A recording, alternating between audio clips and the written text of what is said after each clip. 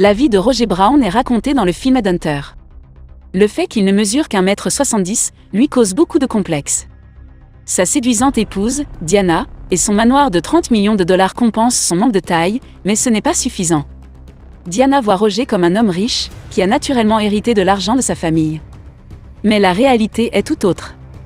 Roger se fait passer pour un cadre supérieur dans une agence de recrutement, qui place des personnes à des postes de haut placés, dans de grandes entreprises. D'autre part, Roger est un voleur d'art notoire. Il traque toute personne en possession d'un tableau de valeur, et lorsqu'il les repère, il en informe son collègue de la surveillance OV. Roger peut remplacer le tableau par un faux sans éveiller les soupçons, car il a beaucoup de temps pour désactiver le système de sécurité. Pour éviter que sa belle épouse ne le quitte pour un autre homme, Roger lui offre des cadeaux extravagants, avec l'argent qu'il tire de la vente d'œuvres d'art volées sur le marché clandestin. En outre, Roger a une liaison avec une femme nommée Lotte. Néanmoins, il met fin à cette liaison en faisant comprendre qu'il n'y a rien de sérieux entre eux, lorsque Lotte lui demande de rencontrer ses amis. Le comptable de Roger l'avertit que ses dépenses excessives, pour sa femme pourraient le mettre en faillite, mais il paie quand même la dernière exposition de sa femme, pendant la célébration du lancement.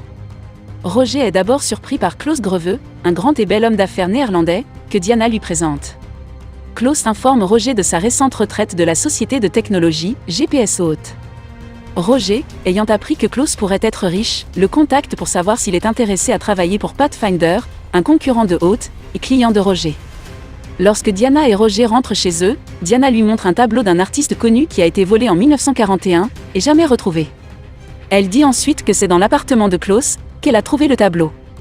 Diana raconte que la grand-mère de Klaus a eu une liaison avec un officier allemand, qui a pris le tableau et le lui a donné après la guerre. Klaus est maintenant le propriétaire après toutes ces années, et veut que Diana détermine sa valeur réelle. Roger, qui est intrigué, demande à Diana combien d'argent vaut le tableau, et elle répond qu'il pourrait valoir des dizaines ou des centaines de millions.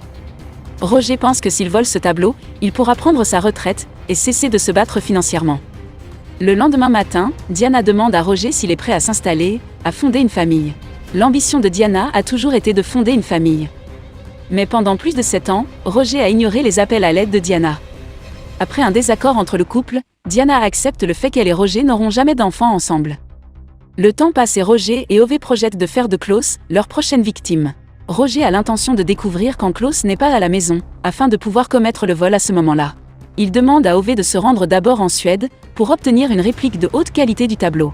Ove prétend qu'il a dû rester sur place, parce que sa petite amie Natacha est en ville pour une visite. Ove a installé des caméras cachées dans sa chambre, et les a stratégiquement placées de sorte que tout ce qui se passe d'un côté du lit soit enregistré en privé, tandis que l'action de l'autre côté sera diffusée en direct pour le plaisir de ses collègues. Roger lui annonce ensuite que la vente de l'œuvre de Klaus lui rapportera des millions, ce qui lui permettra de prendre sa retraite et de se consacrer pleinement à Natacha. Suite à l'accord d'Ove, Roger rencontre Klaus sous couvert d'un entretien d'embauche chez Pathfinder, une entreprise de technologie GPS, afin d'en apprendre plus sur lui. Le fait que Klaus ait été dans l'armée est révélé, lorsqu'il remarque des cicatrices de combat sur son dos. En tant que membre de l'équipe Track, qui s'est concentrée sur le suivi des microtransmetteurs, il a été spécifiquement impliqué dans ce domaine. En raison de sa grande expérience, Hout l'a chargé de créer des émetteurs si petits, qu'ils sont indétectables à l'œil nu.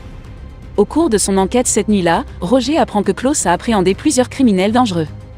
Sachant que voler quelqu'un avec un tel passé peut être risqué, il décide de poursuivre son plan malgré tout. Roger découvre le chef-d'œuvre après avoir scanné l'appartement de Klaus, en est impressionné et le remplace immédiatement par un faux. Il se surprend à rêver de créer une vraie famille avec Diana, après avoir été troublé par un groupe d'enfants jouant à proximité. Son cœur se brise pour elle, il saisit le téléphone pour la contacter, mais soudain un téléphone sonne. Lorsque Roger enquête sur la source du bruit, il se retrouve dans la chambre de Klaus, où il découvre le téléphone de Diana.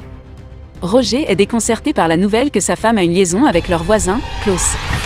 À son retour, il trouve Diana en train de regarder la télévision, est obligé de lui demander où est son téléphone. Pour protéger sa vie privée, Diana dit l'avoir laissé à sa galerie. Roger ne peut même pas parler à Diana. Roger organise une interview le lendemain, et il est avec Klaus. L'inventeur du système GPS révolutionnaire est interviewé. Il a créé un gel qui peut se coller à n'importe quoi, et porter des centaines de nano-émetteurs sans que la cible ne se doute jamais qu'elle est suivie. Alors que Roger essaie de travailler, les pensées de Klaus et de sa femme ne cessent de le distraire. Il se sent inférieur et jaloux. Alors qu'il s'éloigne de Klaus, ce dernier lui explique que l'entretien s'est bien passé mais qu'il n'y a aucune garantie que Roger le recommande pour le poste. L'autre tente d'interrompre Roger en se jetant sur lui dans une tentative désespérée d'attirer son attention. Roger la repousse instantanément et la supplie de ne plus jamais le contacter. Dans le confort de sa propre maison, la frustration de Roger finit par exploser.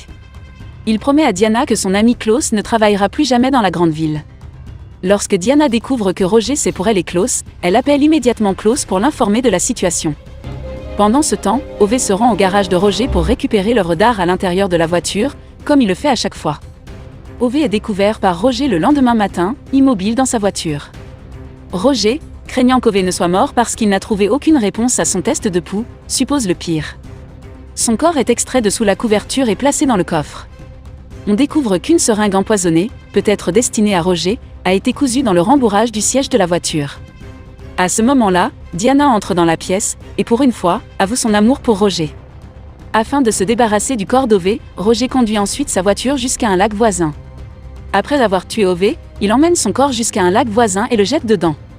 Roger a à peine commencé à le pleurer que le fantôme semi-conscient d'Ove réapparaît et l'effraie. Il décide immédiatement de sauver la vie d'Ove en sautant dans l'eau. Roger emmène Ove, qui a vraiment le moral dans les chaussettes, faire un tour en voiture, puis le fait d'entrer dans la maison. Lorsque l'angoisse d'Ove devient insupportable, il supplie Roger de l'emmener à l'hôpital, mais celui-ci refuse de peur que la police ne s'en mêle. Le poison, ajoute-t-il, peut être neutralisé avec du lait, et il garde l'arme d'Ove, qu'il a trouvée dans le réfrigérateur. Cependant, Ove menace Roger de contacter l'hôpital, et une fusillade s'ensuit. Bien qu'Ove ne parvienne pas à atteindre sa cible, Roger met accidentellement fin à sa vie. Comment Roger va-t-il se sortir de ce pétrin? Lorsqu'il est arrêté par Klaus, qui suivait Roger en utilisant ses talents de pisteur pour le tuer, il s'empare de l'arme et sort de la maison en courant. Quand Roger se précipite vers sa voiture et saute à l'intérieur. Pour l'attraper, Klaus brise la vitre. De son côté, Roger parvient à fuir la scène. Pourquoi exactement Klaus veut-il le tuer? Le tuerait-il si sa femme le voulait? Roger pense que Klaus le suit par GPS, il se débarrasse donc de son téléphone, remplace la voiture d'Ove par la sienne et prend le tableau qu'il allait livrer à Ove. Il jette tout ce qu'il possède, car même son alliance serait vulnérable s'il a gardé à son doigt le fluide invisible de Klaus contenant des nano-émetteurs. Plus tard, il enfile un uniforme supplémentaire et se rend dans la propriété où Ove avait l'habitude de dormir, où il paye le fermier pour qu'il reste dans une cabane. Une fois rentré dans la cabane, il range l'arme d'Ove et se dirige vers les toilettes, où il cache l'œuvre d'art. Les deux hommes se perdent de vue, mais Klaus parvient à trouver la cabane de Roger et prend l'arme d'Ove. Roger s'aperçoit que Klaus a amené un chien pisteur, et le chien repère rapidement Ove qui se cache dans la salle de bain. Roger ne prend aucun risque, et se cache dans la fosse à merde. Roger est bien déguisé et peut respirer par son tuyau, pendant que Klaus examine les toilettes. Des heures plus tard, nous voilà, en supposant ignoramment que c'est sans danger. Roger quitte la maison et court jusqu'au garage, où il découvre que la voiture ne démarre pas. En arrivant à la cabane du fermier, il s'attend à trouver de l'aide, mais apprend que Klaus a assassiné le fermier. Sachant que Klaus est toujours dans les parages, il vole les clés du tracteur du fermier et se dépêche de retourner à la cabane, où il est accueilli par le chien de chasse de Klaus. Roger parvient finalement à tuer le chien, après une longue lutte. Il s'enfuit du grange avec le tracteur du fermier, convaincu que Klaus est toujours sur ses traces. Lorsqu'il perd finalement le contrôle du tracteur, il rencontre son poursuivant, qui s'avère être un homme de bonne volonté. Le lendemain matin, Roger tente de s'échapper de l'hôpital, mais se réveille en trouvant la voiture de Klaus garée à l'extérieur. Enquêtant sur le meurtre d'un fermier, la police l'identifie rapidement comme le principal suspect. Comme ils n'ont pas encore découvert la véritable identité de Roger, ils l'emmènent au poste en supposant qu'il s'agit d'Ove. Les agents remarquent alors un camion, correspondant à la description de celui qui a été déclaré volé quelques instants auparavant. Lorsqu'ils voient le véhicule arriver, ils le bloquent tout de suite. Lorsque Roger est témoin du comportement agressif du camion, il comprend alors qu'un certain Klaus se trouve derrière le volant. Klaus a suivi Roger à la trace à travers le monde, grâce au gel GPS que Diana a appliqué sur ses cheveux. Ils tentent de faire partir les policiers, mais ceux-ci l'ignorent et sont gravement blessés lorsque leur voiture est projetée d'une falaise. Roger est épargné, par rapport au sort des autres policiers. Klaus s'arrête pour inspecter le véhicule. Après que Klaus ait certifié la mort de Roger et soit parti, Roger peut reprendre son souffle. Il se détache les mains et se rase la tête pour enlever le gel. Pour que Klaus ne puisse pas le trouver, il met ses cheveux dans un sac de cacahuètes et le laisse dans la voiture. Il enfile un uniforme de policier déformé, prend son arme et s'en va, tout en se rappelant que Diana l'a plaqué pour un homme plus beau, sans personne vers qui se tourner pour l'aider. Plus tard, Roger découvre que l'autre travaille également pour Klaus, et l'empêche d'envoyer un message à Klaus pour lui indiquer où il se trouve. Elle le menace et lui explique que Klaus travaille toujours pour Hoth, a été envoyé par eux pour voler la dernière technologie GPS de Pathfinder. Klaus veut tuer Roger parce qu'il a compromis ses perspectives d'emploi chez Pathfinder, et Klaus veut tuer Roger pour obtenir un emploi chez Pathfinder. Klaus ne recule devant rien pour entrer chez Pathfinder et voler la technologie, qui vaut des milliards de dollars. Au départ, il a commencé à travailler avec Lotte, mais Roger a rompu avec elle. Klaus est donc allé voir Diana, a inventé une histoire de peinture pour qu'elle le présente à Roger, et maintenant Roger empêche Klaus d'obtenir le poste chez Pathfinder. Il prévoit de faire assassiner Roger, puis de promouvoir le cadre qui le remplacera au poste de Roger, chez Pathfinder. Pour que Roger puisse avoir du gel dans ses cheveux, Lotte l'appliquait uniquement sur son cuir chevelu. Après avoir appris toute la vérité, Lotte s'en prend à Roger et tente de le tuer. Roger se rend alors compte qu'il a mal jugé Diana. Après une lutte acharnée, Roger tire sur Lotte pour se protéger. Pendant ce temps, le détective Brett Spare, qui est très populaire auprès des dames, est chargé de l'enquête sur la mort du fermier, pour sa popularité. Roger confronte Diana à la pleine réalité de sa vie et de leur relation depuis qu'elle a rencontré Klaus. Après que Diana et Roger se soient disputés au sujet de la fondation d'une famille, Diana admet avoir eu une aventure d'un soir avec Klaus. Pour la première fois, Diana avoue à Roger qu'il est la seule personne qu'elle a vraiment aimée. Roger avoue que sa pire crainte depuis toujours est que Diana l'abandonne. C'est pourquoi il a volé toutes ses œuvres d'art inestimables, pour la rendre heureuse. Mais même lorsqu'il a refusé catégoriquement d'avoir un bébé. La raison étant qu'il avait peur que Diana aime le bébé plus que lui. Aux yeux de Roger, Diana est une femme vaniteuse, qui ne s'intéresse qu'aux choses matérielles, ce qui lui est préjudiciable. Elle éclate en larmes et tente de consoler Roger.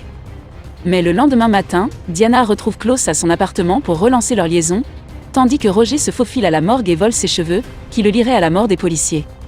Il se rend au domicile d'Ove, où il élimine toutes les preuves biologiques potentielles, et s'assied à côté du défunt. C'est alors qu'il tombe sur Klaus, qu'il a suivi à cause des cheveux de Roger. Klaus se vante alors que Diana lui a rendu visite, pendant que Roger était occupé à réparer sa vie brisée. Klaus avait ramassé un pistolet dans la cabane de la ferme, mais il ne sait pas qu'il appartient à Ove, et que c'est le même pistolet avec lequel Roger a tiré par inadvertance sur Ove et l'a tué. Non seulement il ne sait pas que les collègues d'Ove l'observent en temps réel, grâce aux caméras de vidéosurveillance que Roger a activées, mais il ne sait pas non plus que Roger a activé les caméras. Quand Klaus tira avec son arme. Alors que Roger utilise l'autre arme d'Ove pour tirer sur Klaus, ce dernier ne tire que des balles à blanc. Alors que Klaus est allongé sur le sol, il s'attend à mourir bientôt. Roger explique que Diana ne voulait pas rendre visite à Klaus, mais qu'elle y est allée quand même, pour remplacer ses munitions par des balles à blanc. Lorsque les collègues d'Ove voient les derniers instants de Klaus, ils le provoquent dans une nouvelle fusillade. Il n'y a aucune preuve d'une fusillade entre Klaus et Ove, mais entre les caméras et la maison d'Ove, il semble qu'il y en ait eu une. Afin de renouer avec Diana, Roger remet l'arme à Ove, et s'échappe par la fenêtre. Roger l'avait assassiné avec une arme qu'il avait volée à un policier assassiné, et dont il avait relevé les empreintes digitales avec le sang d'Ove, avant de la placer à côté de son lit. L'étude médico-légale a confirmé qu'Ove était mort depuis plusieurs jours, ce qui était la seule faille dans tout le schéma. Cependant, le Britannique Brett Spare n'a pas laissé la nouvelle s'ébruiter, car il est connu comme le meilleur détective de la ville, surtout avec les dames. Aucune raison de s'inquiéter. Roger retourne à sa vie habituelle, ayant enfin fécondé sa femme et ne se souciant plus de sa taille. N'oubliez pas d'aimer nos vidéos, de donner votre avis sur le film, et de vous abonner pour recevoir les prochains films épiques en miniature.